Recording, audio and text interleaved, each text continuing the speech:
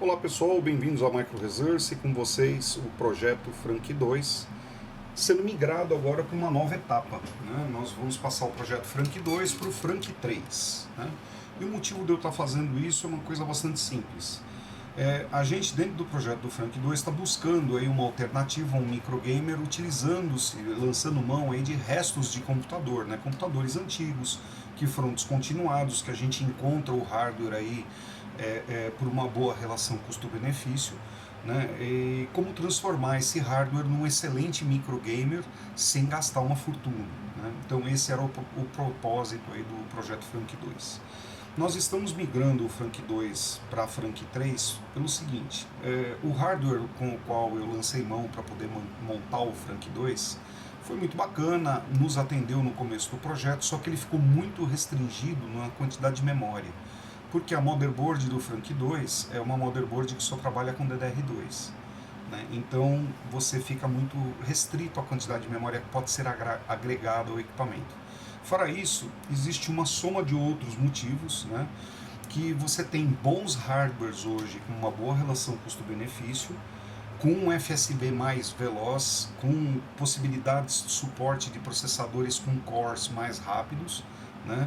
Por uma relação de custo-benefício às vezes menor até do que a que foi inicialmente empregada no Frank 2. Por exemplo, a motherboard do Frank 2 custa R$1.000, né? Era uma motherboard de servidor. Essa motherboard aqui que eu estou elegendo para ser a motherboard que vai ser a continuidade do projeto Frank agora na versão 3, é uma motherboard de outra tecnologia, mais moderna, né? Nós estamos largando o slot padrão M2 para começar a trabalhar com o padrão LGA da Intel, né? Estamos largando o M2 que é a AMD e vindo para a plataforma da Intel.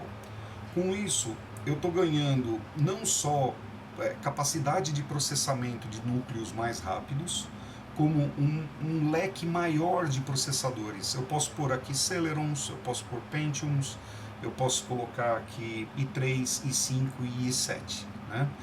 Essa máquina ela dá suporte à Intel de geração 4, né? É uma placa que foi lançada em meados aí de 2014 e 2015, né, esse equipamento. E esta placa aqui é a GA B85M D3PH. Né? É uma excelente motherboard, né? Ela é, como eu já falei, ela é socket LGA no modelo 1150, então ela dá suporte somente à quarta geração da Intel. Né? Ela foi construída com um sistema chamado Ultra Durable, que garante aí uma qualidade na construção do equipamento muito grande, um refino muito grande nas tratativas de calor. Né? Partindo-se da premissa que os capacitores eletrolíticos que estão trabalhando aqui são capacitores de altíssima qualidade. Eles trabalham mais frios. Né? Fora isso, você tem diversos outros aspectos que tornam essa máquina aqui uma máquina muito robusta no quesito à operação. Né? Ela tem diversos circuitos, esse sistema Ultra Durable, ele garante com que os circuitos possuam proteções em locais-chave, fazendo com que o equipamento sempre tenha o maior desempenho possível e sempre esteja muito protegido, para evitar downtime, né? Para você evitar que esse equipamento deixe de fornecer o serviço pelo qual ele foi concebido. Então é uma máquina tremendamente robusta, né? Muito forte, feita para atender em regime muito apertado, né? 24x24, né? E tem uma construção assim muito esmerada, né? Quais outras coisas que a gente pode falar aqui? Ela tem um BIOS que tem já o formato UF, né?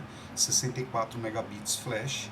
Ela tem diversas saídas de vídeo, são possíveis através do chip integrado que pode ser propiciado dependendo do processador que for posto aqui. Você tem um chip integrado e esse chip integrado de vídeo ele fornece diversos formatos de saída de vídeo.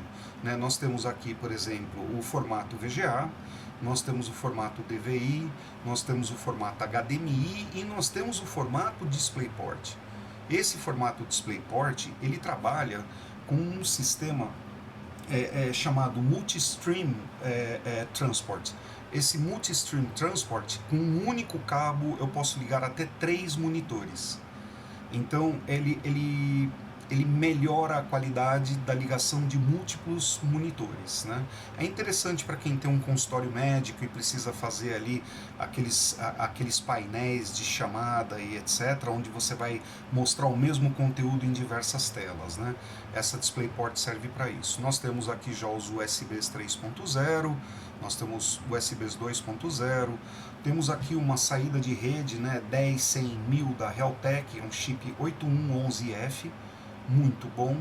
Nós temos uma saída de som que o pessoal não deve se enganar, apesar da saída de som ser extremamente simples aqui, né, você só tem aí a entrada de áudio, a saída de áudio, mais uma entrada de microfone, né, só que esse sistema de som é propiciado por um chip ALC da Realtek modelo 887, que é capaz de desenvolver canais de áudio em 2, 4, 5.1 e 7.1. Né? Ou seja, você tem áudio surround aqui também, com uma altíssima qualidade. Né? O que me levou a acreditar que esse aqui seria um excelente equipamento para que a gente pudesse conceber aí um micro gamer, né? Outra virtude aqui, né? Com boa qualidade. Esse computador trabalha com Crossfire, né? Tá vendo aqui na placa está escrito aqui Crossfire, e o Crossfire é feito com duas placas de vídeo sendo adicionadas nesses dois slots. Você tem um PCI Express X16 aqui, nós temos um PCI Express X1 aqui, nós temos uma porta clássica PCI e nós temos aqui um PCI Express X4, tá bem? Temos saída de comunicação serial nessa posição. Temos a saída do áudio do painel frontal, onde eu tenho a possibilidade de ligar o áudio 7.1. Então nós vamos ocupar esta porta aqui e esta porta aqui para poder montar o áudio 7.1, no caso, né? Existe inclusive uma advertência no manual dessa motherboard falando que para áudio 7.1, como não existe as portas para poder gerar esse tipo de padrão de distribuição de som, você deve usar as portas do painel frontal também, né? Nós temos aqui os USBs 2.0, nós temos aqui o USB 3.0, nós temos aqui 4 portas ATA/SATA na velocidade de 6 gigabits por segundo, nós temos 2 portas SATA na velocidade de 3 gigabits por segundo. O que mais? Aqui nós temos o painel frontal, né? O reset, o power on, mais os LEDs de power, trabalho de disco do HD. Nós temos o strap do CMOS de charge, né? Para fazer o reset aqui do conteúdo do CMOS. Nós temos 4 slots para inserção de bancos de memória, trabalhando em regime de full duplex, né?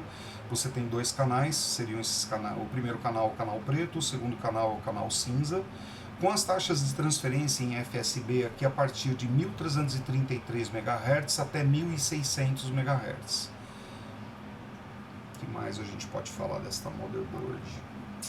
Ela tem um chip aqui que só trabalha o I/O, né? Para poder aliviar o trabalho do processador, esse chip de I/O que chama IT, né, ele propicia aí a correta junção de cada área dessa motherboard com a maior eficiência possível, com a menor perda de velocidade possível e com o maior afino no trato de caloria, né?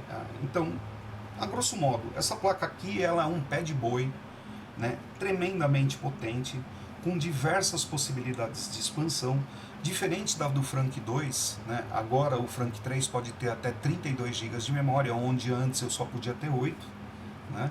Então, as vantagens são enormes, né? Então, pessoal, o projeto do Frank 2 vai ser montado aqui a partir desse hardware, vai passar a se chamar Frank 3, e nós estamos abandonando a linha AMD antiga e passando para a linha Intel antiga, né, para esse projeto de micro gamer. Eu tenho para esse nosso projeto aqui, eu já tenho 12 GB de RAM, um banco de 8 e um banco de 4, se bem que não pretendo manter nesse formato, né, eu quero colocar 4 bancos de 8 aqui para a gente ter o máximo. E eu inicialmente estou trabalhando com um processador Intel i5 de 4ª geração, e o chip que eu tenho aqui é o 4460, né? Cada núcleo dele está rodando a 3.20. Se vocês forem ver em relação ao projeto Frank 2, cada núcleo daquele Phenom que eu tenho, o 9650, está rodando a 2.40. Então, só no processador eu já vou ter um mega up de velocidade.